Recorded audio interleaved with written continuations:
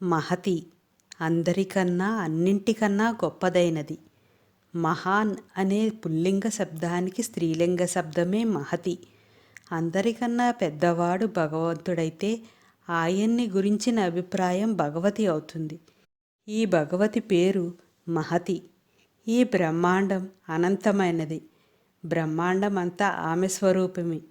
ఇలాంటివి అనేక కోట్ల బ్రహ్మాండాలను సృష్టించి వాటిలన్నింటియందు ఆవరించి ఉన్నది అమ్మవారు. అందుచేతనే ఆమె మహతి అనబడుతోంది. మన వెన్నుముకనే వీణగా, వెన్నుముక వెంబడి ఉండే ఇడ, పింగళ, సుషుమ్న నాడులని వీణకు ఉండే తంత్రాలుగా ప్రతి వ్యక్తిలోనూ ఏర్పాటు చేశాడు భగవంతుడు. ఈ వీణ దానంతట అది మ్రోగితే కచ్చెపి అవుతుంది. ఇదే సరస్వతీదేవి యొక్క వీణ.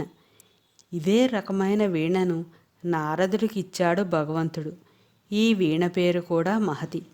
నారదుడు ఒకసారి నారాయణ అంటే మహతి తంత్రాలు మళ్ళీ నారాయణ అంటాయి.